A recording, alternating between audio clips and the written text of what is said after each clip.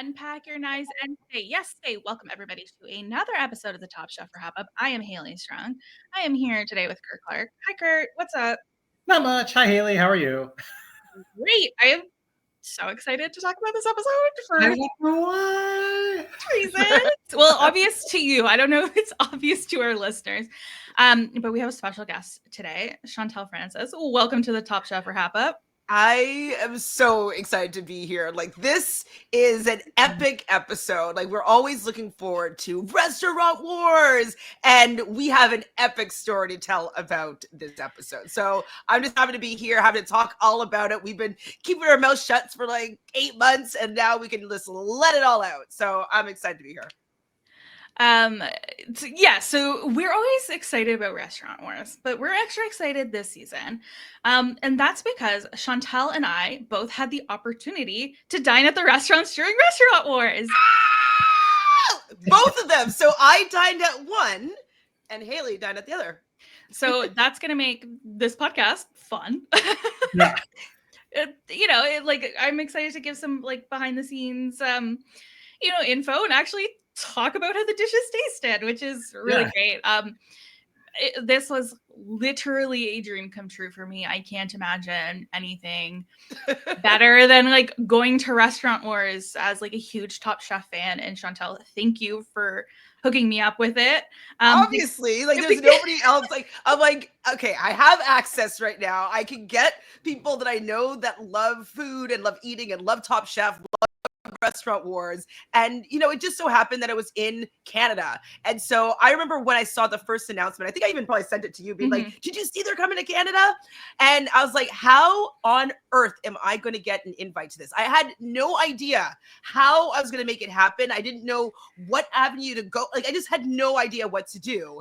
And you know what? The universe wanted us to go, because I was taking a random yoga teacher training in August. And I was sitting down, and the girl in my class, I overheard her talking to our teacher, being like, I'm not going to be here in the morning because I'm going to be a diner on Top Chef. I was like, sorry, excuse me. What are you talking about? And so she told me that a friend of hers was organizing it, knew that she was somebody that loves Top Chef, loves food, etc., and had a Google link that she was able to share with me, that I was able to share with you after, to get us as a potential diner. And so I filled in my little information on this Google Doc, being like, I don't know, maybe I won't get a call, or maybe I won't, but I did get a call. So I actually got to participate as a diner twice this season. And then obviously I wanted to relay this over to Haley, because I know she's a fan. She's in Canada and close by, a lot of it was taking place in Ontario. And so, yeah, I was so happy that I was just in the right place at the right time, and it all worked out that we could both participate. Yeah, that feels like fate for you to just be in a yoga class, the right yoga class. And yeah, so thank you very much for helping make one of my dreams come true. And I'm not being hyperbolic for once, literally dream come true for me. It was one of the coolest things to ever experience. And I can't wait to get into it. But Chantele, tell us about you mentioned that this was actually your second time dining at the Top Chef event. You were there for the episode a couple weeks before, where it was at the Beltway, and it was a little bit of a walk around and taste. So tell us about that. Do you get to try every single dish? Do you get to rate and review them? So actually, that was a really, really crazy experience. I don't think I'll get in trouble because I didn't sign any NDAs, whatever. But so I went with my friend Michelle, who's also a big fan of Top Chef, and it's about 150 of us that were all kind of gathered underneath the Bentway. And so the Bentway is basically a highway, and underneath the highway, there's just they made areas and little stations for the participants. And so we were going in teams of 50 into the Bentway, and our group was the third group that was going in. It was just kind of every 10 minutes, a new group of 50 kind of would walk in, just so it'd be kind of staggered people entering this kind of fair type area. And so we were getting kind of the spiel on allergies and if there's an emergency, all this stuff before we went in. And then we all are to walk in and just basically try all the different stations. So they said, try everything. They gave us a couple of drink tickets. And that was like basically what we were told to do. But when we get And in, this was episode 5, the one where they had the different cultural cuisines. exactly. Okay. Exactly. And so we get on, and all of a sudden we see Tom Glicchio like being like, I need an EpiPen, and like was launching towards a person. And we're like, oh my God, what's going on? We're like, is this really happening? And like nobody, like the cameras were still there and nobody was really moving. And we're like, what is going on? Like this, like we didn't know, are we supposed to go and line up? Like it seems like there's like a medical emergency or something. And there was an emergency. I think it was the original judge was supposed to, like that was part of that episode that they'd already started filming, had some sort of epileptic seizure. And so he actually was taken away in an ambulance, and then they had to start the whole thing all over again. And so that happened before. So we're like, it was like shaking, like, oh my God, like how could we be normal?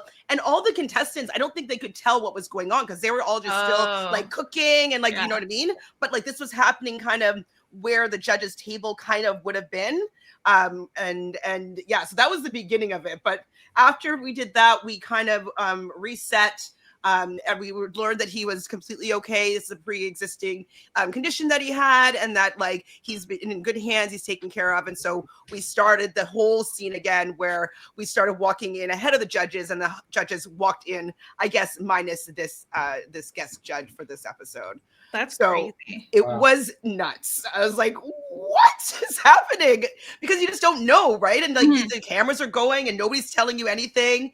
And so, but we did walk around and try all the food. The dishes that were top, we also agreed that were top. The ones that were on the bottom, we agreed. I was like, they're going to be there. That was not good. Did you try the cod cake and you're like, ooh? I mean, I like the cod cake more than the hollandaise and Indian, like, oh my, the chicken Kama Sutra. Yeah, that was like, did he say it to you? He did not say it to me, but I recognized Lana from Pressure Cooker, and I was like, "Are you on Pressure Cooker? Were you?" I'm like, "You were my favorite," and she's like, "Yeah." And I was like, I thought that was a really cool moment to like recognize her from something else. But I was like, "Oh, you might go home for that." But then watching the episode, I see how what happened made more sense, but. I really did not enjoy that one. It was like creamy on creamy, like it was just not good, and didn't have any other like textures to break it up. It was just like a, bleh. But the octopus was delicious. Octopus with the olives, and like it was actually really, really good. Yeah, tell me more about like the Kalamata caramel. It was like, well, because like I love sweet and savory. Me too, and so it had that sweet and savoriness, but then the octopus is just so like meaty. Like it was just, honestly, it was just like a really good dish that you'd want to eat more of and more of and more of. I'm like, I actually went for seconds at that one. It went up again. That's excellent. So let's get into this episode. Because it's Restaurant Wars, we're not doing anything beforehand. We're not doing a quick fire. I thought it was really interesting how they picked the teams, which is out of a knife block. Curt, how did you feel about this? That threw me. I had to like quickly like scan my mental storage, which is scant if at best. It's like it didn't, but I just like it didn't feel right. Like it wasn't. It didn't feel right. I feel like Restaurant Wars should be all about choices, and that includes choosing your team. It ended up not being like I kind of do feel like these are the teams that would have been chosen if they had a chance to choose. You know what I mean? Like this, I kind of forgot for a second that they pulled from the knife, because these teams almost make sense to me of like who would choose who. So on our red team, we have Bailey, Shuai, Caesar, and Paula. And on our green team, we have Lana, Tristan, Vinny, and Massimo. And they did something a little different and a little cool, which is that you have until 8 p.m. to like prep. this includes your shopping. This includes going to pick out your decor, and prep. And you can go to Whole Foods, you can go to specialty stores, up to you. But like, I like them having agency over how they use their time. Yeah, it was it was nice to see like how the different strategic decisions between, okay, Massimo is going to go to Whole Foods and the rest are going to go shopping here. We're going to break up that part of it, or like, the people who did this shopping, my ingredient isn't here yet, so I have to like find something else to do with my time. So I thought it was an interesting that like, I didn't have any issues with the knife block. It just struck me as odd. Yeah. Like, I did actively like this decision in how they set up the challenge. Me too. I thought it was fun, and I immediately thought it was an awful idea for them to all go to the St. Lawrence market and be like, well, we'll just all go together and stick together. It's like, no, bad idea. Have you ever seen one single episode of Restaurant Wars in which it just like the game designers make it that you split up? So that's obviously the best way to do it. Like, divide and conquer. It's almost like all 4 people should have been going to different places. Oh yeah. I thought like having 4 people at the like in the design area in terms of choosing flatware and chair, like I thought that was going. I felt Lana's frustration there. Yeah, well, and especially because this is like literally too many cooks in the kitchen here, where it's just like they all have opinions. It's almost like Massimo should have gone with one other person because he's the front of house. I feel like he should get the most agency in how that front of house is looking. But like when you have that many opinions on it, it's like you're just getting lost in the sauce. I think it was a little bit of a time waste, and maybe they didn't have a choice to all separate going to that, or I don't know, maybe they're all really passionate about going. I could see everybody on each of the teams being passionate about how things are looking like that. The green team was able to arrive to the kitchen first. They were able to start on prep, and I think that made a huge difference in the success of their dishes, being able to get so much of their prep done. Where the red team, and maybe it's just like the editing of like how they showed it to us, for obvious reasons, where because they were missing a major component of what they wanted to prep, they were running behind in their like shopping because they decided not to split up. They just like got pushed back basically, and then had to leave a lot on the day of, and I think that was reflected in the dishes, at least from a visual perspective, but we'll get there. No, it definitely was. Do you have any idea of where the actual prep kitchen is? I was trying to figure out logistically in the Not city really. where Yeah. it is.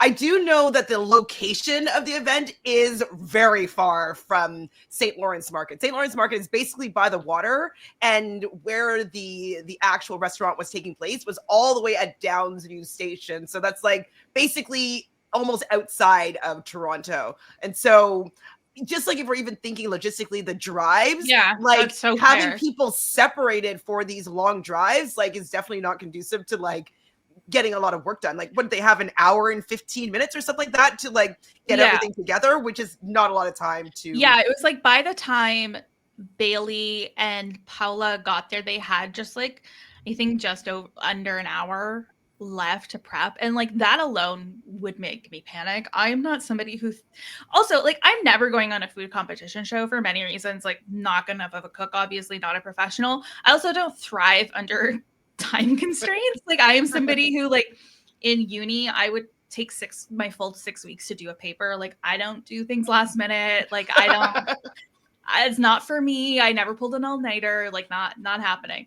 No, literally never. Like I only pulled all-nighters. I was like, oh, I think I can write these 5,000 pages in 2 nights, like 48 hours. I can get it done. No, I did. I've been drinking like monsters and like shaking, but I'm like, get it done. I still got like an 85, so it worked. And then something pretty crazy happens during the prep for the team, which is that we see a producer come in and pull Tristan and say, hey, your mom is on the phone. She needs you. This is so shocking and so devastating. I feel like because I don't know, like I really didn't see this coming. Like we had like a lovely conversation with Tristan a couple of weeks ago about how important his parents are to him and his father especially. And then to have Tristan come in and say, hey, like he had a stroke and like, he just had to get it together. And then we find out the next morning that his father unfortunately passed away and his mom doesn't like want him to quit the competition. That's not what his father would have wanted. Like I can't even wrap my head around what Tristan was going through in that moment. Yeah. And it sounds like, you know, being live on site, obviously it did, neither of you had any, you know, visibility. No. Yeah. So it's so crazy for us to like be in that moment, be like so excited about what's happening and like being able to be there and then like not knowing what is going on behind the scenes and like well, at that point, we didn't know for life, isn't it? Like, I was saying, like, we didn't even know who was on whose team. We only saw our hosts for the most part. Maybe you did, like, because we did see in the episode that some of these chefs did come out and explain their dishes, but for us, like, we didn't see anybody else. No, so the only people we saw, like, I saw Massimo, and then kind of they had like the video village set up while we were in there. So at one point, I looked up into the screen and I saw a really bright bandana, and then so. When I saw the first episode, I was like, oh, that's Bailey. Because she keeps wearing these bright bandanas. The shock I shocked when she got eliminated second. But you know what, though? I didn't have the shock because I did see her at the setup. So I was like, okay. I knew that. I obviously didn't spoil that for anybody. But yes, I did figure that out. But yeah, so you must have. Mm-hmm. Yeah. And I think because we'll probably get to this when we watch the episode, but I was texting Haley going, is this Ethan? Is this your pink butt? She had her pink jacket on her chair. And I could kind of see like logistically, like where you were seated in the dining room, but then the shots where they showed the chefs coming out and presenting their dishes to the judges, I could see that you guys weren't in the corner. We weren't there. Yeah, so we weren't there. Chantele, the judges were eating while you guys were eating. Yeah. And so they were not, and we were in the restaurants at almost the exact same time, although we had different call times. But we weren't eating when the judges were there. They were setting up the judges' table. So I thought based on that, I just thought there was like no way you'd be able to see us at all. So that's funny. But so you didn't even get the judges entering your restaurant. No, like you had already been done. Yep. Got it.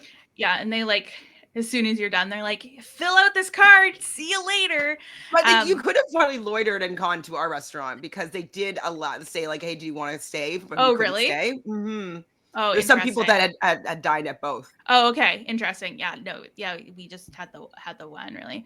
So Tristan was really able to like absolutely commendable to be able to still lead his team. And I think what Tristan did really beautifully was he didn't try to completely cover up what he was feeling. I think he was able to feel comfortable enough in the group. And I have so much respect for a guy who is able to like show his emotions and be able to like live in that, but then kind of be able to rally for his team. And like his team is really what was focused. And I thought like in Judge's Table, it was a really beautiful moment how they were able to come together for Tristan. And he's just such like a good guy. Like he just seems so wonderful and lovely. So it is absolutely devastating that something like this happened to him. And he just kind of has to like live with that now. Like, you know, I had no idea that was what was happening when they're like, I was like, oh my God, a phone call. I'm like, oh, phone calls. I'm like, Tristan is like, I feel like he's getting a winner's edit. Like, what? Like, I thought he was going to be taken out of the competition. Yeah. I was like, oh my goodness, please, I don't want him to stay if he doesn't want to stay, but I wanted him to stay, and I didn't want him to be experiencing this. So I was kind of going through that with him, because I was like, I could understand like the push and the pull, wanting to be with family because this is something someone's so important to you, but then also your dream was their dream as well, and wanted to stay there for them. And so I do actually think that ends up reinforcing Tristan being the winner of this season, because this is like a huge plot point, story point. Like, he's done so well in this episode and in this season so far, that I do think that he'll be doing it for his stepfather. It almost gives him like another reason to really put his head down and just fight through it. He didn't just kind of like bottle it up and compartmentalize it. He was able to tell his team what he needed from them at that moment, and kind of be able to express that. And I think by doing that, and so communicating to them, they were able to rally behind him in a way that he needed, as opposed to a way that they weren't guessing as to what would help him at that point. I thought it was. Yeah, I thought it was like a perfect showing of his character, and like I wish it didn't happen to him. But like that's one of the interesting things about reality TV, is like it really just like puts everything out on a platform, and it's, I don't know, it's crazy. And separately, like if he did choose to leave, or if he had to be removed, I wonder what they would have done, because I've not seen a Restaurant Wars where they've been down a person like completely. I feel like there was one season where for some reason they did it at 7, and they were able to bring in one of the eliminated contestants and do it. And then I remember in like season 2, somebody had to leave because their father was super sick, but it was like in between cycles. So it wasn't like they were in the middle of a challenge or anything. Right. But very, very crazy that Tristan had to go through that.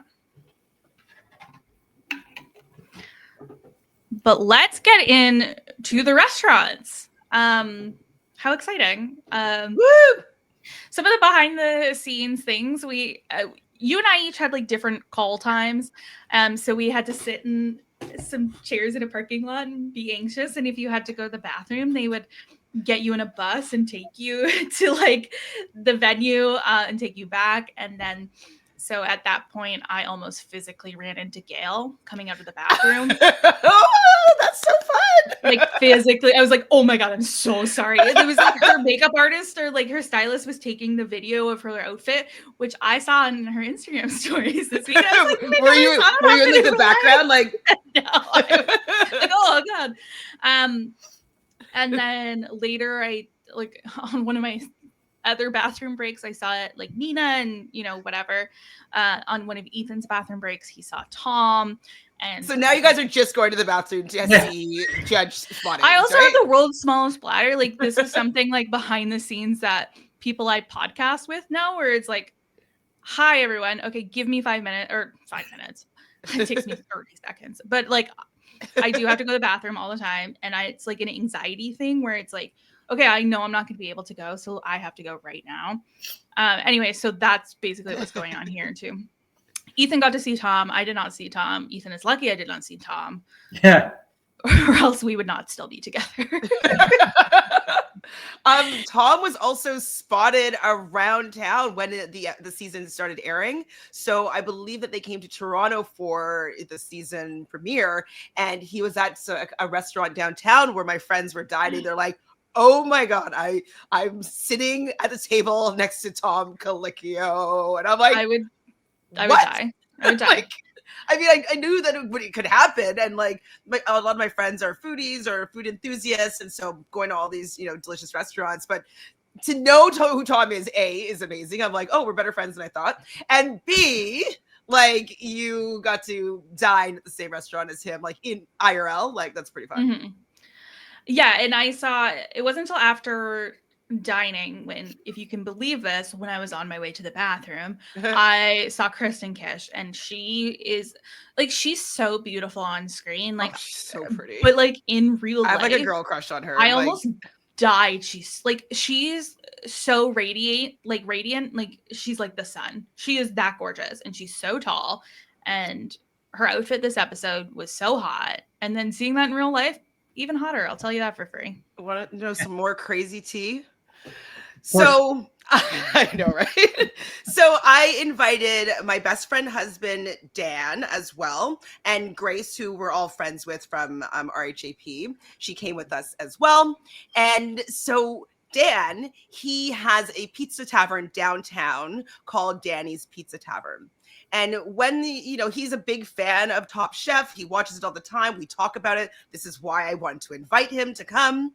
And when the season started airing, he finds out that Kristen Kish was dining at the restaurant when none of us were there. It was sometime in the summer, maybe before the season started filming or maybe during, but she was there. And we remember hearing that they said Top Chef Canada was in the building, which would make sense, but we didn't know it was actually Top Chef USA that was there. Yeah. And so Kristen said that Danny's was her favorite restaurant in Toronto. And so Dan was like, no, you couldn't have been saying this. And so there's actually, so he messages her on Instagram and it was like, I don't know if my friend is just lying to me here, but were you at my restaurant? Because I'm a big fan, and the fact that like I didn't see you or meet you like is really upsetting me. And she's like, yes, I've been to Dan. I think I said I'm a really big fan of Danny's Pizza, and so she has eaten at the restaurant that I work at every Sunday, and none of us were there, but Dan was at Restaurant Wars and did get to see the I think she was in front of us, so her face. That's amazing. Awesome. And then so it was like really interesting how you were brought in, and so Ethan and I were a table of 2, but we got sat at like a table of 6, and so we were sat with 2 other groups of 2, and they were strangers to us, and they had already had their first course by the time we were sitting down. So when we got sat, they put these like plants in front of you, which is where the mics are. So if you notice on the table, there's plants. Those are the table mics. And they brought the camera over and they said, okay, you 2, we're giving you the menu. We're going to record what your reaction to the menu is. So I said, okay. And then of course we were like so panicked about this. I don't even like remember seeing the menu. Like, I don't think I took anything in. We did some chatting about it. Ethan still maintains that like, I took all the good things to say and that he didn't say anything. And he was like, yeah, I agree. And when we get talking about the dishes, so one of the dishes was a pithivier, and I ordered the grilled pork and squash, and then Ethan had to say pithivier in front of people, and he is not let it go since then. It's been like 8 months. Like, remember when you made me say pithivier on television? I don't even know what that is. Oh my God, it's so mean. That should have been your comment about the menu. It's like, please put things on that we can pronounce potentially. Yeah. So do you remember which restaurant was shown first? I think it was My Guy, because I think it was Nona Papon's. Nona Papon's. Now I do have the menu of Nona Papon's. Oh my God, you got to keep it? No, they basically like put it in front of us on camera and then also took it away on camera. We're like, oh, okay, great. Like we didn't even get to read it really. Because which was the restaurant where they were insisting that they like write the numbers? That was the other restaurant. That was Flora and Fauna. Yeah. Oh yeah, that's fair. So they probably took the menu as to but I don't know. Anyway. But well, I kept mine. So we do have the official menu that was placed on my. I did love the setup, like the cutlery and the plates, like they're all really pretty. Really beautiful. I mean, that's like a style I love, is that like really floral and like beautiful and like art. Like, I really liked how pretty everything was there. Would you have come up with a different name than Grandma Chic? No, I think I think that was works. okay. It was fine. Okay. I found it was a little bit sparse in general. Like it even shows up to be as kind of sparse on camera. I found that the plates were kind of too small for the large table. And I had a really big problem personally with the family style concept because I love family style. I like Danny's, the restaurant is family style. So we have huge overflowing portions of things for people to share. Right? It's different in those situations for many reasons. And number one is it's impossible in my mind to do a family style restaurant in which you are training the service staff in 1 hour. It is very difficult to do that. I have done that before. We worked an event where it was family style and it was a fucking disaster. So you can't do it if you have 2 minutes to train your staff. It's just not possible. And also now knowing what we know about how you're seated and stuff, like if I was in like you were kind of lucky in which you were sitting with, like, was your whole table people you knew? Or?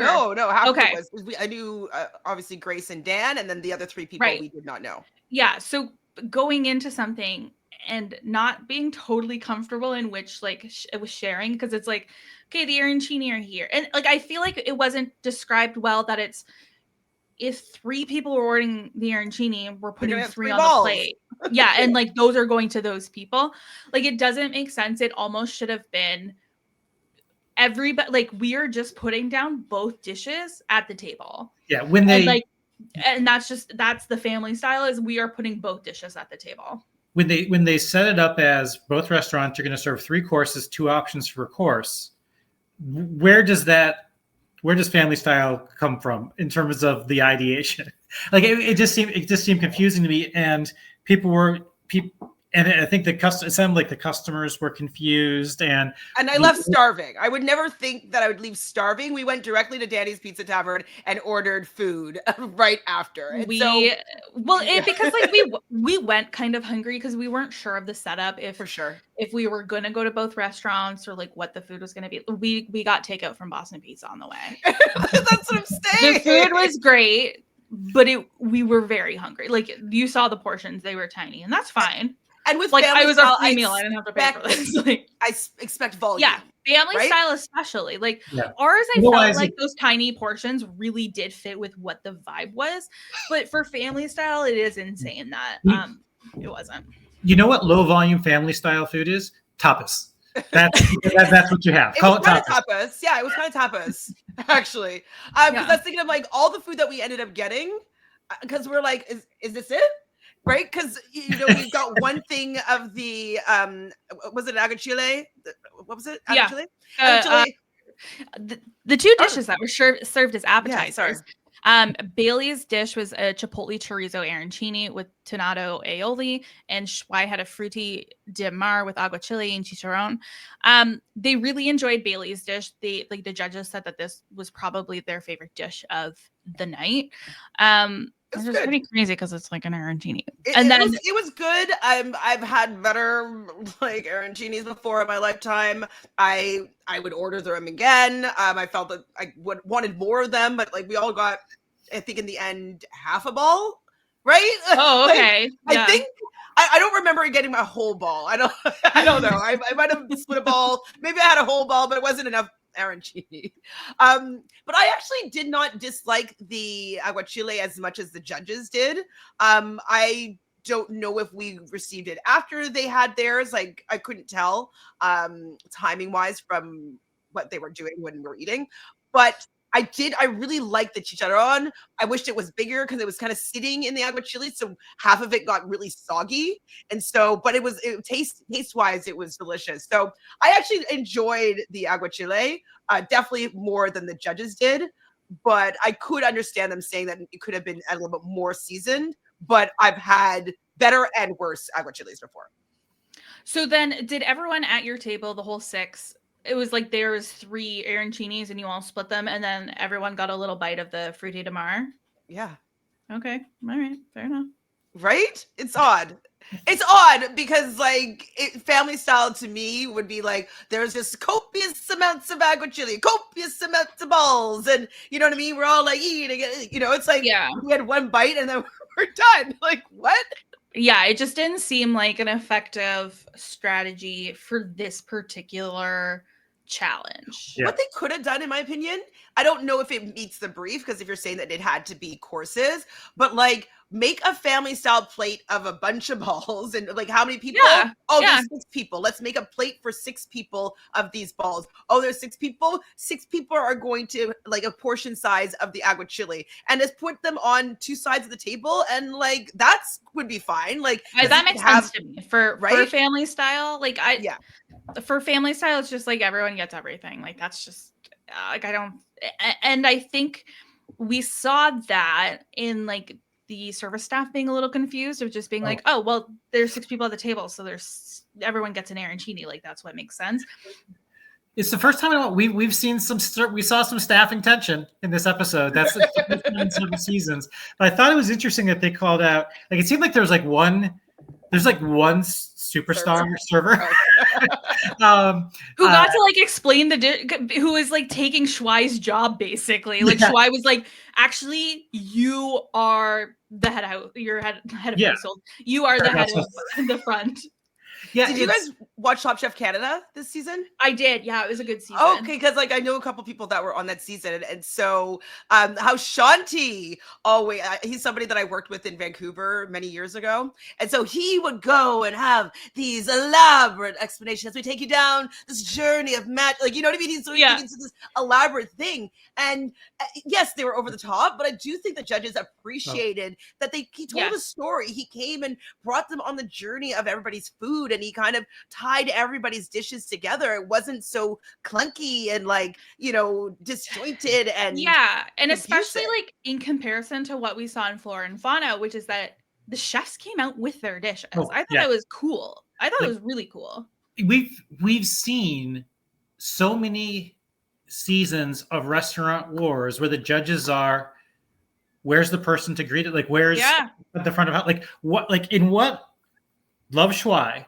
But in what world was he thinking that, oh, I don't want to be overly attentive is the right way to go? I think we saw Massimo be, from my memory, probably more attentive than any front of house person. They basically called him over attentive, and I wonder if he actually was over. Yeah, well, I wonder if he was actually over attentive, or they just like one of the comparisons had just came from Shuai, who didn't even greet them, didn't welcome to the restaurant, said that like, yeah, I'm pretty tired. Like that's crazy to me. That's I mean, it's different if you're like a bartender at like a casual pub and some regular is asking you your day, but like not on camera Top Chef. Yeah. It's amazing. We are so excited about the menu, the concept that we put together. We're having this is the best day I've ever had on this competition. Exactly. Like, and you'll taste the love on the food.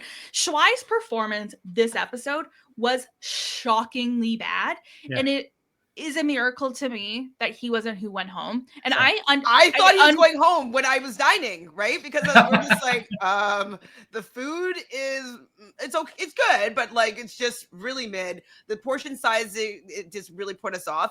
And then he was really shy. I think he really got nervous. I think was Shuai. I kicked myself out for that one. I think you have to go pee. Like I do actually. I'll be back in 1 second. We'll keep going. Continue on. I'll be back. But no, he was very nice and kind, and we did ask him a few questions. I don't remember what I asked him now. I thought I would remember, but I should have written them down.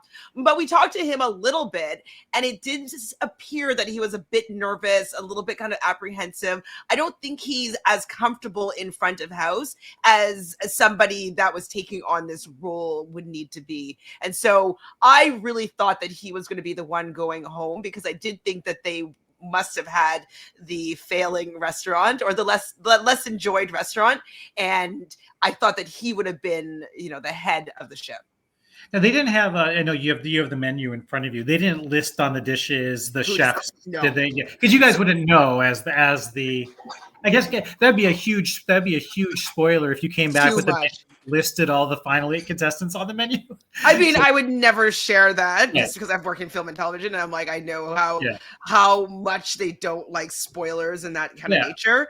But like, I was curious to who made this? I was trying to figure it out from, like when I was watching the season leading up. Like, obviously, I knew Shui was going to be one of the things, and he did say that he made the that he made the aguachile with the chicharron. He did say that he made that, and he also put his like pickled vegetables that they didn't talk about, but his signature is these pickled vegetables, like pickled cauliflower and carrots that he had on that, and he had on another dish that I tried of his, and so that was something that he's been bringing to at least 2 of his dishes so far, but they didn't comment on that at all. And I was convinced that Cesar was on the team of the restaurant I dined at because the pâtisserie was like this half pastry, and like 2 weeks before, Cesar's dessert was like a half pastry. And I elbowed Ethan and was like, I bet Caesar's on our team. Look at that thing. It looks exactly like the other one. It wasn't, but I thought it was interesting because I was trying to be like, ooh, whose food was it? Was it Massimo or Shui that won rock, paper, scissors to be front of house? Was that Massimo? Okay. So it wasn't like Shui was, I don't remember how Shui ended up. So he wasn't fighting for it at the very least. No, Shui was like, oh, I want to be front of house, basically. I think he's the best out of his group, though, to be honest. Yeah, that's fair. And I thought Paula was a really excellent executive chef from a temperament standpoint. I know the judges are correct in that every issue that they had with any of the dishes, it was Paula's contribution to that dish. And I think Paula's saying, like, I was the executive chef, like I should have caught any of those issues. Yeah. So it makes sense that she was the one, but like I thought she did a really stunning job as an executive chef from a temperament standpoint. Like she was cool, calm, and collected. It didn't seem like any issue that came to the kitchen. She said, okay, we'll figure it out. It's not that big of a deal. I thought her and Tristan were both really excellent this episode. I could have seen Bailey maybe being front of house, and I thought she had like. I think she's a little erratic. Yeah, she's kind of I feel like you could get frazzled. Yeah, potentially, but it sounded like she like did it at her dad's pizza restaurant. Yeah. At least like she's had experience in it, and I don't know which would have been better, the absence of Shui or the frazzledness of Bailey, but either way, like Shuai's performance was very shocking to me. For the mains, Cesar made an ancho braised short rib with polenta, ricotta salata, and roasted apples. And Bailey made one spoonful. like when you sat down, one dish, one spoonful. Like everybody at the table wanted to try it, obviously. Yeah. And so it was just one spoonful. Sorry, continue. And then Bailey had a cannelloni al forno with toasted pepitas and almond romesco. Both of these sound really delicious to me. And I was like, I think you like, I can't remember, but like these sound excellent to me. I would order both of those. I understand how this would be flawed. I mean, they were both fine. Like I wouldn't necessarily order them at the restaurant just because like cannelloni, I don't know if I would, but again, like, so you saw that they came in 2 little cannellonis in like the little dish. That's what it came to the table. So everybody got like a third of a cannelloni. And so I didn't really get it. Like I didn't taste any big pieces of almonds, so I didn't have that experience. But it was good. But it wasn't anything like, wow, that's amazing. And then for dessert, Paula made a torta de noche with tres leche, and Cesar made churros with pistachio creme anglaise. Those churros look dry as hell from me viewing. They were pretty hard. They tasted good, but it was like like don't chip your tooth. You get a bite of the tres leches. I did a bite noted. Actually, maybe I have pictures of the tres leche. Do you know what? That's the type of consistency though that I like in a cake. Like I kind of like them dense. I don't like them too like fluffy and creamy. Like I like that consistency better. So I don't compare it to how it was supposed to be. I think I like the way it turned out better. But if they're calling it something and it doesn't taste like that, then I see where it was flawed. But I personally enjoyed that type of dessert. Let's see if I can find a photo while you guys chat. Yeah, both these desserts looked really tough for me. And yeah, when you called me after you left Yeah. and they're like, well, how is your restaurant? I was like, honestly, like, I kind of think we might have lost because all of the portions were so tiny that it was almost hard to get like a sense of it. And Chantele and Grace were really both like, there's not a chance you guys lost. Not a chance. Like what we just went through was wild. I was like, oh. What was really funny was like when they do bring over the potted plant or whatever with the microphone, and like all of us are like Top Chef judges. We're just like, the taste is it needs a little bit more like it's very funny. Yeah, it is hilarious. We're like, oh, the flavors. It's like this, not all. Has a punch packed with like all the time. Like the times I've been to like like an omakase tasting menu sort of place in a Japanese restaurant or any other sort of like prefix menu with a friend where you just get what's coming to you. You don't get to order. I feel like every time I've gone to one of those, I feel a little bit like even though there's no film crew or microphones, I feel a little bit obligated to like talk thoughtfully about like sometimes I'll just be like, oh, and I'll point to it. Like my friend might not have had it yet or something. And so sometimes words will escape me and I'll just grunt. But like otherwise I'm like, oh, I really like the texture's really interesting. Like things become much more interesting when I'm eating things that I didn't necessarily order, I guess. Like when it's basically chef's choice, you're gonna get one of everything, try it. I'm like, yeah. So this was Grace and me at when we're outside right before we went in, and then this was our table. We are on the left, basically. This was I didn't take pictures of everything. When you forget or like you're not sure. I did. Yeah, I didn't think I was like we took like a sneaky picture of us in front of the sign, and like that's about all we got to. And that was the polenta. So like you can see that's like a quite small portion. Like I could eat that myself. I could eat everything that we had for 6 of us myself. Right? Yeah. I normally I like family style because my family, I have no partner, I have no kids. It's just me. Like every meal I have is family style. I love half of the tres leche. Oh yeah. I feel like that's every single like tasting menu I go to. Oh, that's a tough looking churro. That is a tough. I'll remember like at about that point in the meal, like, oh, I should have taken a picture of this, and it becomes like a picture of a half consumed dish, and it's never looks appetizing if I've eaten half of it. My dad and we send each other pictures of our dinners every single night.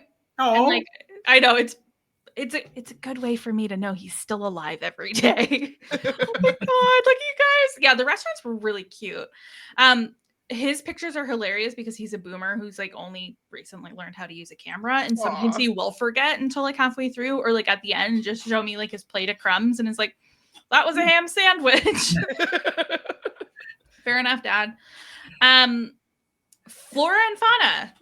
This is the concept here was high-end vegetable produce forward, very Canadiana. I was really excited by this concept. As you may have heard on the podcast, I love talking about like Canadian produce. I think the Niagara area provides some of like the best produce in the world. And it was really exciting for me to like see a lot of this highlighted. So for the first course, Lana and Tristan, Lana made a cured and smoked trout with pot liquor consomme, and Tristan had a grilled mushroom escovitch with Canadian bay scallop, ajo blanco, and dawa. How did you navigate this? I'm assuming you did not try this because of scallop. Neither of us ordered the scallop. Oh, okay. Yeah, allergy. I'm allergic to scallops, and then because I don't totally know how my allergy works sometimes, like because I'm not like willing to test things out to see how it works. So like because Ethan and I were planning on sharing everything, we were gonna have a bite of each other's thing. He didn't want to have a bite of scallop and then go into my food and kind of the same, like, and he felt bad that in that first course. He would have been able to try mine. I wouldn't have been able to try his. So just from like a safety aspect, we did not get the scallop. And it's funny that was their favorite dish. We're like, well. Have you had the allergy tested recently? That one, no. Okay. I just scallops. I'm like, I don't. But like mussels was like a new one where I was able to eat mussels a couple times before I thought I realized I was allergic. Whatever I had in Portugal. I was like, well, that's something. And especially with something like this, I wasn't willing to take a chance. Oh my God. Imagine you had like an anaphylactic reaction. Yeah, exactly. Camera. And like, luckily I'm not like anaphylactic to these things. It's just like a food poisoning. But again, we weren't willing to take the risk on that one. And we were kind of lucky that the people we were dining with, they had already finished this first course. So like there was no real worry about any cross-contamination or anything. Right. So that was good. The restaurant did feel like sparse. Like I feel like there could have been more artwork, and I thought it was really funny. And I think only we noticed this because like we had been there at one point when they were decorating. We saw a painting get hung up with tape, like in the episode. While we were dining, that painting fell down. We were like, ugh. But it was back up for the judges, don't worry. It's so like candid camera, huh? Yeah. Like I feel like, go ahead. I was going to say, have we ever seen like a team lose largely because of design? I don't think so. It's always about the food. Yeah, like, it's mostly about the food. Like that's what I thought. Also, I thought it was when we were watching the episode. So they like show the warehouse space and it's all white. And then we come back and like everything's painted. And I was like, I bet it smelled like paint in there when they're eating. And I was like, wait, no, I ate there. It didn't smell like paint in there. So I don't know what magic they were, but it didn't smell like paint in there. Right. I don't remember it smelling like paint either. I mean, it smelled kind of maybe freshish. You know what I mean? Like it didn't smell like a kitchen or like a restaurant, you know, but it didn't specifically smell like paint. I agree. Lana's dish actually was my favorite that I ate that day. And Lana's, but that was their favorite though. I thought they said. No, so they actually had some issues with Lana's, which is that the greenery was a little hard to eat. And like, fair enough, it was because they only gave us a spoon. So it was like hard to kind of like eat with it, but the consommé was incredible. It was so flavorful. That crispy trout skin was like the best bite of the day. I really loved that dish. Yeah, the guest judge said like you need to put this dish on your menu. So that's why I kind of was thinking that it was their favorite dish of the day, but they did have problems with it. Yeah. Yeah. Right. So I really, Curt, which one would you have ordered of these? I would have gotten the scallops. Not a big fish person. Yeah. And then I would have lorded it over you. Like, oh, Haley, these are so good. I would have been mean. I know. I would. Well, it was funny when like Tristan was like talking about his prep and like making a mushroom salad. I was like, we didn't have a mushroom salad. Where the hell was that? And it was on this one dish we didn't order. And then for the entrees, Lana made a potato, celery root, and truffle pifithier with lamb jus. And Vinny made a butternut squash confit with grilled pork and XO sauce. I thought Lana's concept was really cool, which is that is like a veg pie, but then you have a lamb jus, like screw you, vegetarian. Like it's like almost vegetarian, but not. And that was good. It was almost so small that it was hard to get like a vibe of it. And then Vinny's was good. So this is the one I like ordered. Because you could pronounce it. And like I thought it was good. I wasn't like, wow, this is the best dish. I would say my favorite part of this was the XO sauce. The one guest judge was talking about how like this was the best butternut squash he had ever had. I was like, I don't know about that. It was good. I enjoyed this. It was fun. There was like an orange sauce that was poured tableside. It was also poured tableside for us. Not by Vinny, but like it was. That sauce on its own, I thought was really weird, but with the XO sauce, I thought was really excellent. Definitely was curious about how good this squash was. I am in agreement with the judges. Like, if they're gonna call it Flora and Fauna, like, why wasn't it like really an abundance Really of vegetables? Like, it was just like small, like maybe even smaller than normal size vegetables to accompany the protein. And so I thought that was interesting. That was like the direction that they were promising, but then they didn't necessarily deliver on like their whole concept. Food tasted good, but like I would have liked to see a little bit more creativity and a little bit more even in the presentation of the vegetables, just to have a little bit more, love and care towards it, because they're calling it basically, hey, we're a vegetarian forward restaurant or vegetable forward restaurant, but our vegetables are very small. Also, it was unhinged to me that it was Flora and Fauna, but with PHs. Like, for what reason? For what reason? I did a mini eye roll, but it was Tristan's idea, so I forgave it. Yeah, we'll let it go. But I'm like, I was like, it's fine, it works. When that dish was put in front of me, I was like, oh yeah, like I'm at Top Chef. Like it was like striking. Okay, good. Yeah. And then for dessert, Massimo made the corn crema with corn ice cream, grilled blueberry condiment, and blueberry crisp. And Tristan made the milk chocolate custard dirt chocolate with caramelized parsnip. I love Massimo so much. You know this. I was shocked they loved his dessert so much. Oh. I wanted to be hit in the face with corn. If that was put in front of me and I didn't know, I would never in a million years have guessed that was like a corn base. Right. I have like had a corn dessert in the last year where it was like, it was corn, but it was dessert, but it was corn. And I wanted it to be more corn forward. I mean, I love like a cornmeal muffin. Like, I do like corn stuff. Really taste the corn. And especially like a peaches and cream corn where it's like, it leans really sweet. I think it lends itself well to like an ice cream. I wanted it to be so corn forward. And did they do like a corn ice cream in Mexico? Isn't that a Mexican ice cream type thing? Anyways, I love corn, and so I would have been disappointed if it wasn't corn forward enough. Yeah. If it's a corn, element, it's supposed to have a corn, like, and it's Flora and Fauna, right? Yeah. Corn. I wanted it to be, and I was like, oh, the judges are definitely going to say it's not corny enough, but they're like, we love this. It's great. Best dessert ever. Like, okay, great. Tristan's was excellent. That was a great dish. Ethan said that was his favorite dish of the day. I was curious about that one. That's what I would have wanted to try. Like, like the love me some chocolate, but then the concept of kind of putting a caramelized parsnip in it was like, okay, tell me more.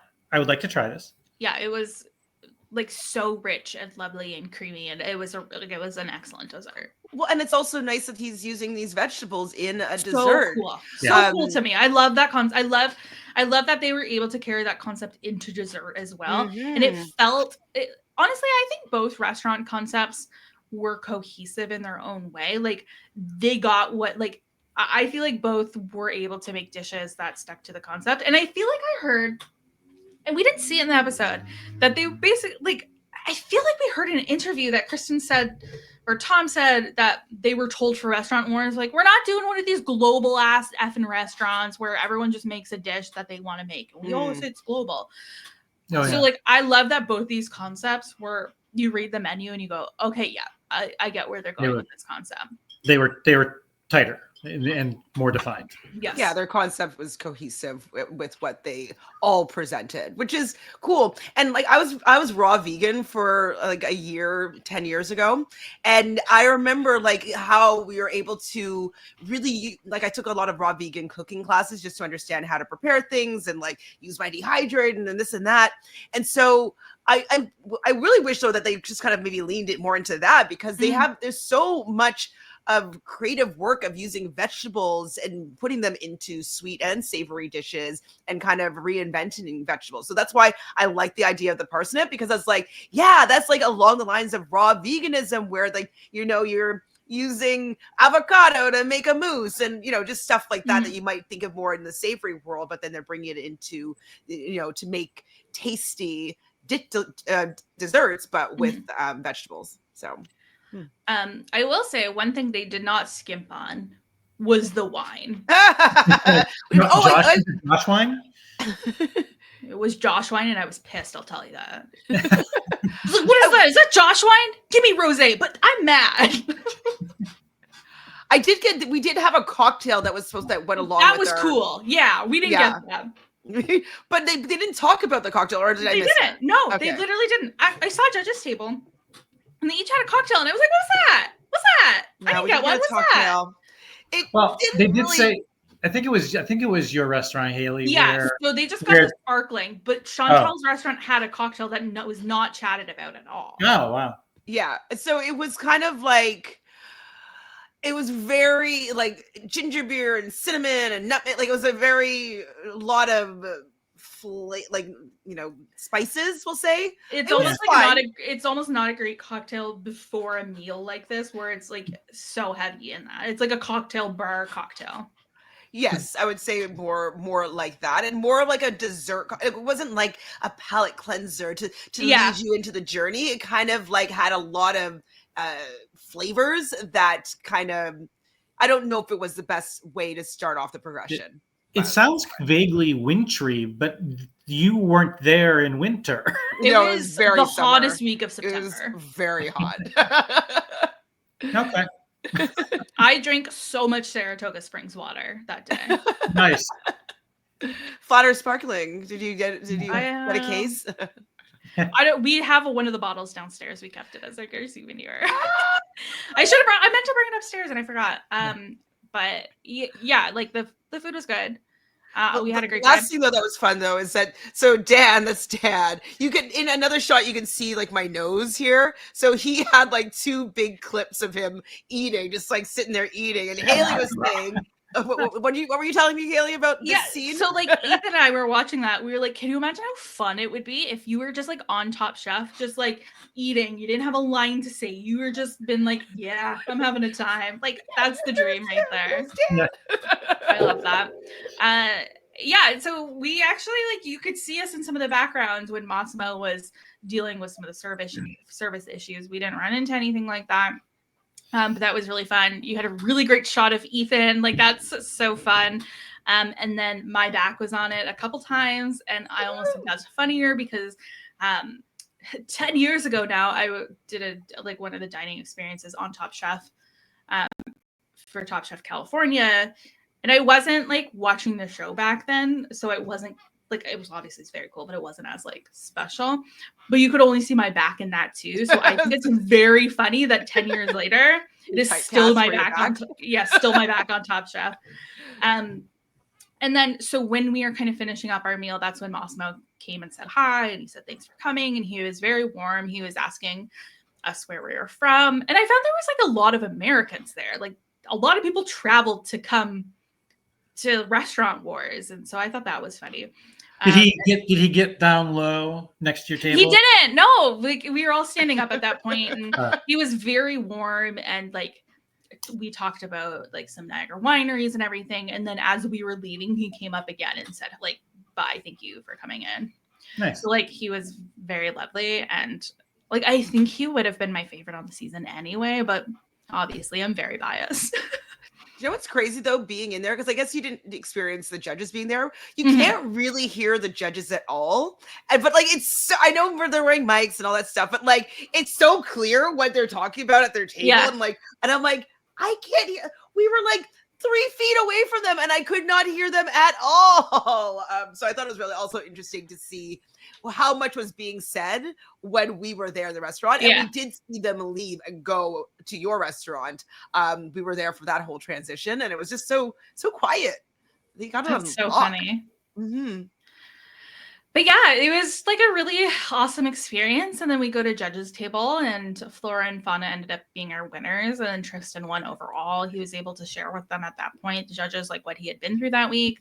I thought the judges' reaction was like really beautiful and like loving. I think where Kristen really shines as a host is relating relating to the contestants in a way that the other judges just can't. And I think she just brings such a humanity to the role. I love what she said of like, we don't like this job, like this industry is like about being yourself and like being together and being a community and like not always being 100%, but like having a team with you that like brings you up. So what a beautiful episode. And then we had poor Nana Papon team. And I also thought this was really beautiful where Bailey stood up for how great Paula was as an executive chef and like in that role. And I think she could tell though that it was going to be her going home and wanted just to make sure that they knew that like, you know, she really did a good job in a lot of elements. But and I think we saw that. Like, like she was never flustered. She didn't yell at anyone. I hate the yellers. Like, that's not my thing. I thought both these people were great in the role that they selected. Is it true that it can't? I guess it's not. There was a statement that the judges made about, well, it's going to come down to executive chef or front of house. Like, how often is that the case in Restaurant Wars? Almost always, except specifically in, I think it was Top Chef Charleston. What's his name? Oh my God. Katsuji. Katsuji went home. Oh, good. Yeah, where it was like he was not, he had the opportunity to be executive chef. He passed it off to John Tisar.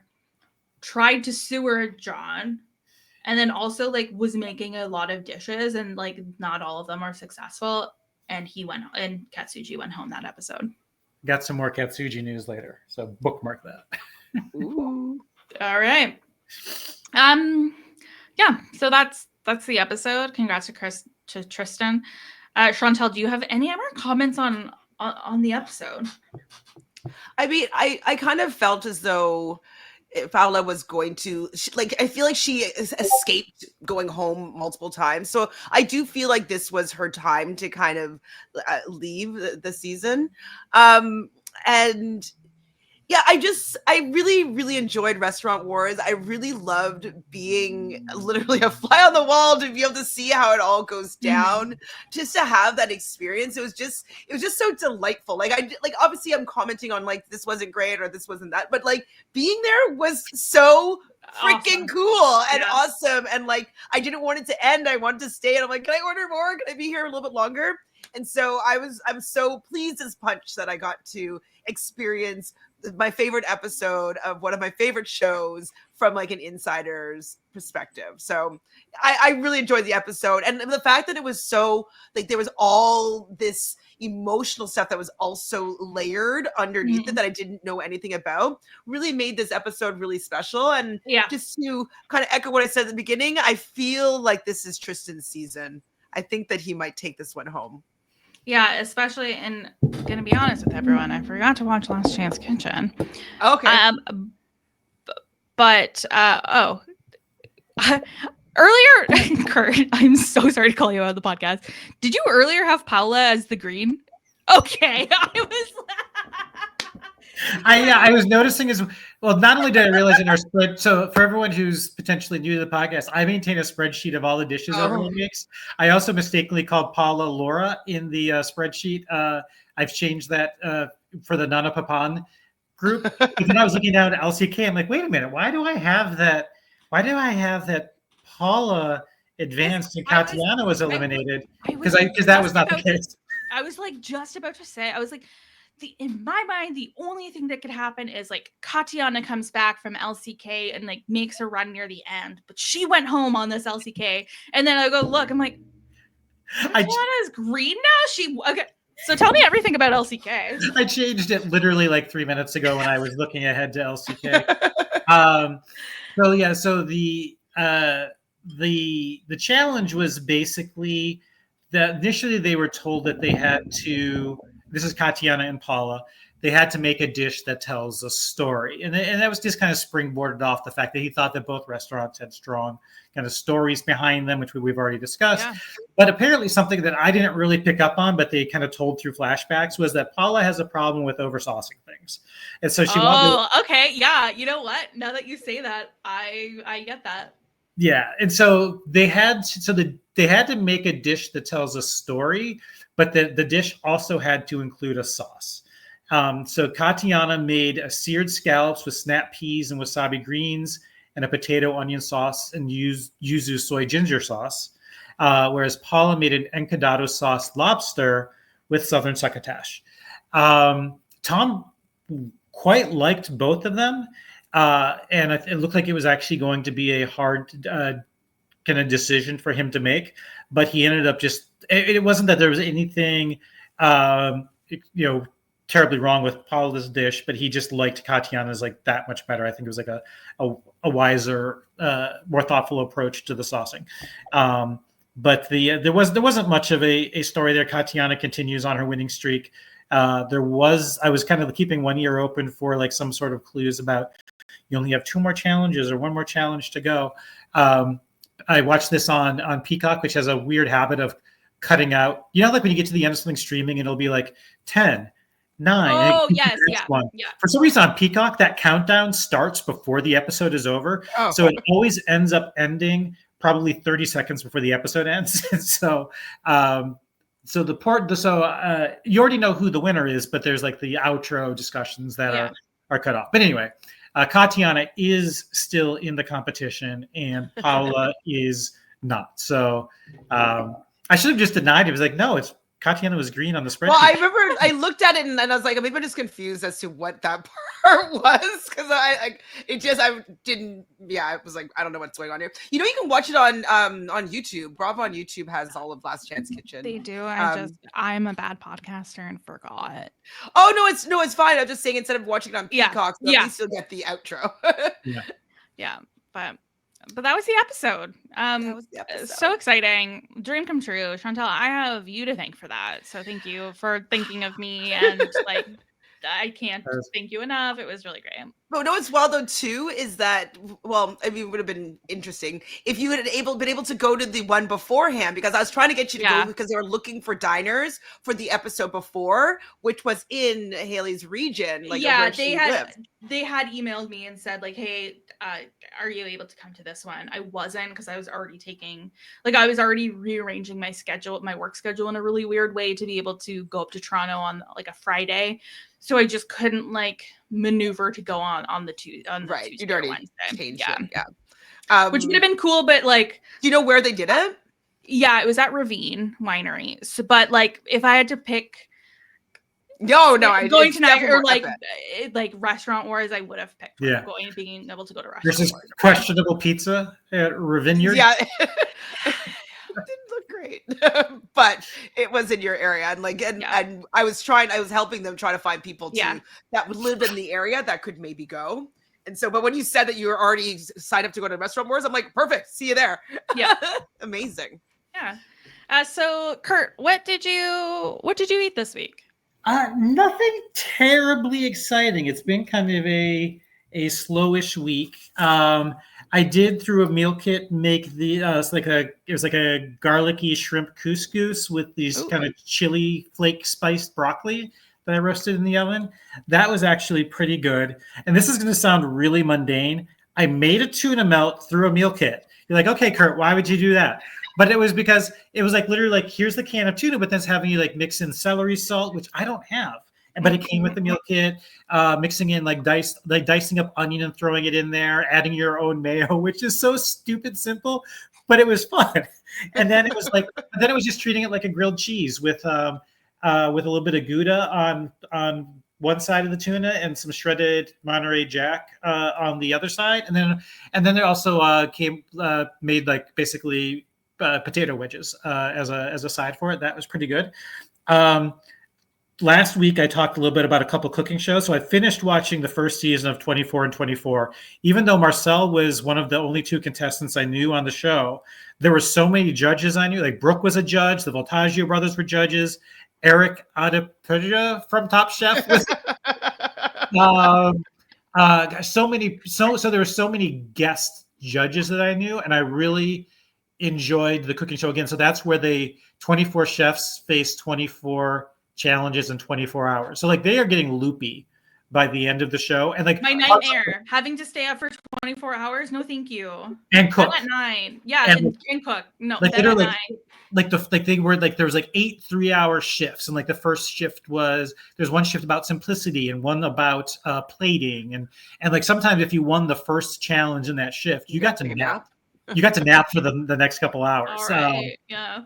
So the second season started last weekend, and I've yet to dip into the episode. I think it's on Sunday nights. And then I watched the premiere of Yes Chef with Jose Andres and Martha Stewart, and Katsuji is on there. Oh, right. Of course. Okay. Yep. Oh boy, he's a dick.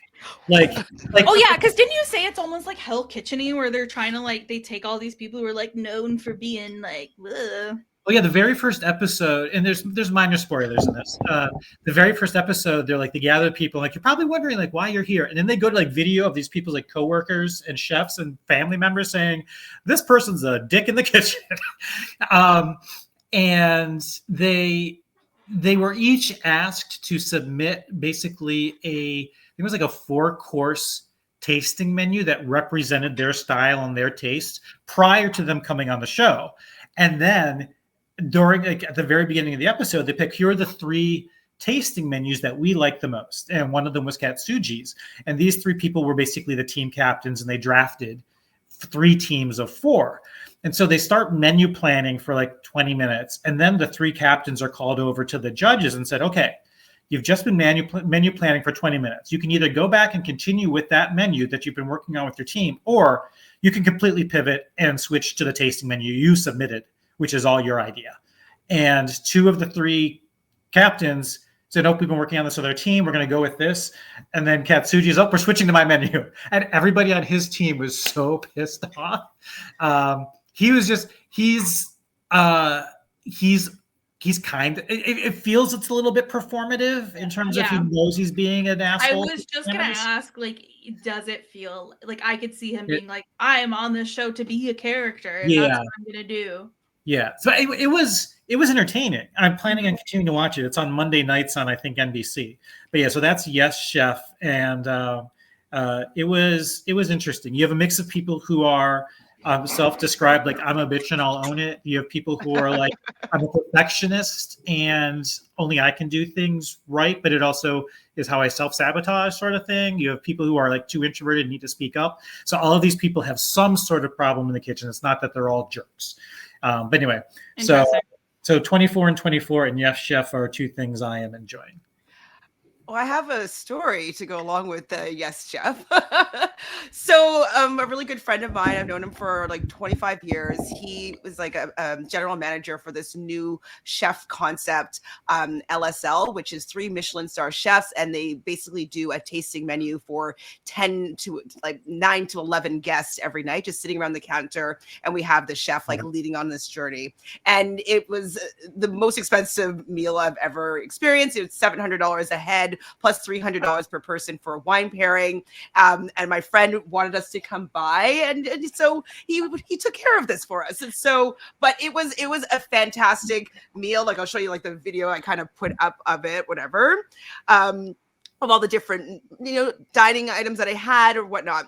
But now my friend was telling me that he's like, you're going to be dining with a very special person. I can't tell you who yet. And we're like, ooh, who? And I went with my best friend, Anna. She's an actress. She meets famous people all the time. We both kind of do to a certain extent. And so we're like, who would we care about that like would be there. So when we get there, though, we didn't see anybody that was notable. So we're like, okay, well, I guess that person isn't coming anymore. And my friend said, well, it actually was supposed to be Martha Stewart. She was supposed to be dining with you at the same time. Like she would have been sitting right here beside you. And we're like, oh my God, that's crazy. He's like, oh, but she's going to be at the tasting right after you. And we're like, oh, okay, that sucks or whatever. I don't think I could have eaten beside Martha Stewart. I was thinking the same thing. Like that would have been too much pressure. we had the whole dining experience, whatever. It was honestly, like, I can go on and on about how, like, actually insanely fantastic it was. Like, it's really hard to kind of put into words. You kind of think they're just going to leave hungry and nothing's going to be that amazing, but everything was exceptional. And so we leave and we're going to go back downtown because this was in North York, and we're just like, hey, maybe we should loiter a little bit to see if there's like any crossover with, Martha. And so they locked the venue, but like they only opened the door 5 minutes before the reservation because they want to have everything perfect for each guest when they arrive. And so this younger guy runs up to the door and he's trying to open the door, and he's like knocking on the door, and we're like, oh, like they're not going to open until 8:30, and it was about 8:05, and he's like, well, like we have a reservation at 8:30, and we're like, oh. And in our head, we're like, it's probably for Martha, because he came out of this black SUV and we could just see the top of this blonde hair sitting in the front seat. I'm like, is that Martha? So he's knocking. So we're talking to him like, listen, I'll call my friend. We'll see if we can get you guys in earlier. And then this other, so the black SUV goes around the corner and this other guy runs out. He's like, so New York. He's like, we don't wait around for anything. Like, he was like super typical New Yorker, like assistant to Martha. He's like, we got Martha waiting in the car. And like, he's, we're filming Top Yes Chef and like telling us everything that was going on. And like, they had a reservation and like, so we're like, oh my God, it is Martha. So like, I'm messaging my friend, like, open up the door now, Martha's here. So he finally does open up the door. Like, obviously he had to get everything ready before he did this. And he opens up, the SUV turns around, and the other guy had gone back in to tell Martha that like, we're getting a reservation now, or a little bit early. And so he opens the door. Martha walks out, sees me and my friend. She's like, ladies. And she does go and dine right after me. And this is a picture of my friend and Martha after we dined there. That's crazy. So they were filming Yes Chef. It was in Etobicoke. And yeah, I did get to experience Martha Stewart. We did make eye contact. I got a head nod. And yeah, we had the same meal on the same day. That's great. That's crazy they filmed it in Canada, though. Probably cheaper. Yeah. Curt, keep your eye out for some Canadisms in Yes Chef. Oh, you muted yourself. Yep. I will keep my eyes open for Canadianisms. Chantele, what did you eat this week? What did I eat this week? So, like, I work at the pizza tavern, and so I get a pizza every day, and I've had every single pizza since before we opened. So I like getting creative with some of the pizzas that I get. And so we do have a clam pie that we serve. It's like, has some caramelized onions, clams, it's garlicky, served with like lemon wedges. It's a unique, but I think delicious pizza.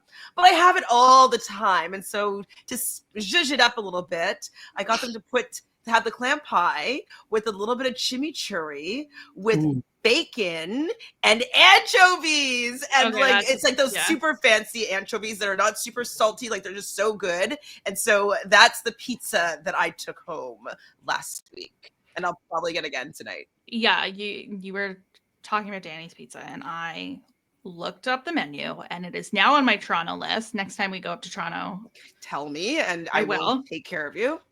And I need a cacio e pepe pizza. Like, I need that. You do. I need that in my life. I need it in my life. Very good. Very tasty. Very cheesy.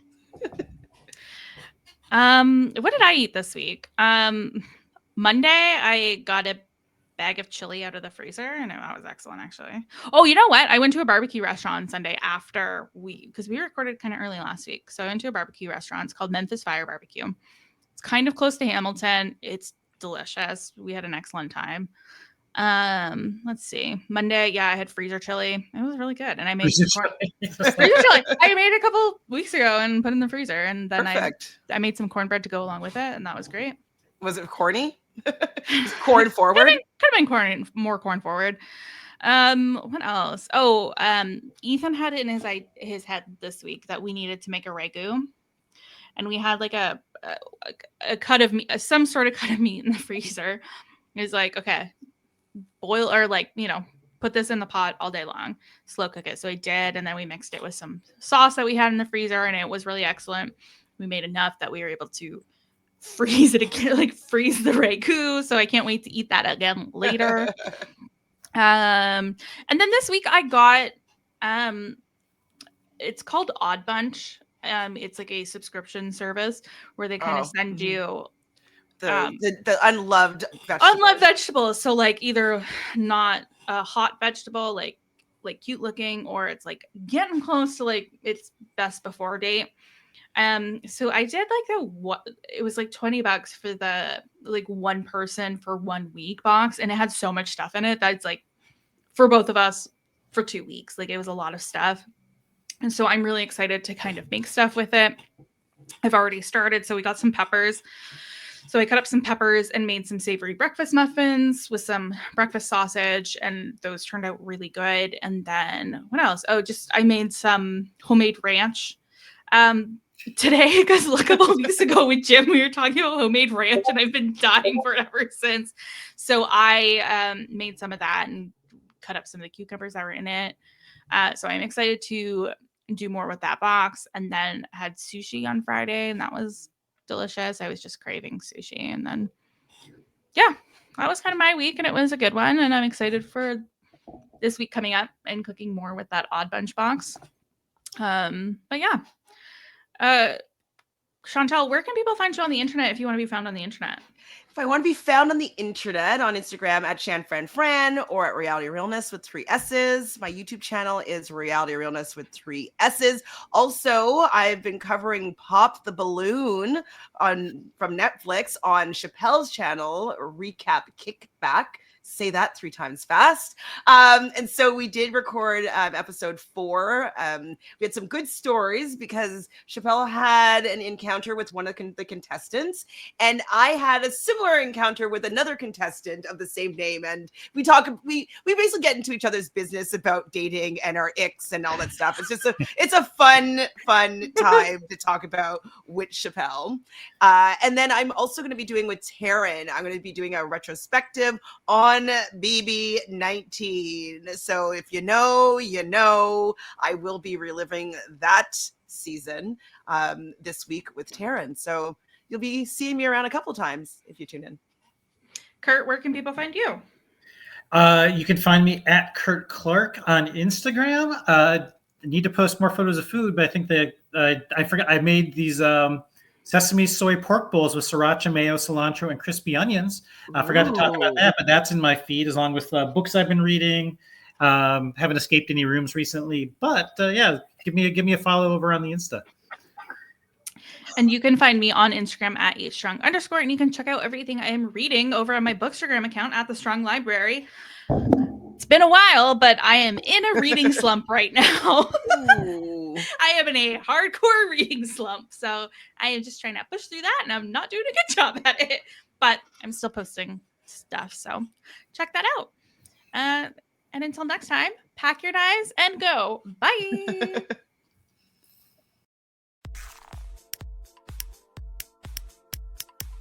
This is RHAP. We know reality TV.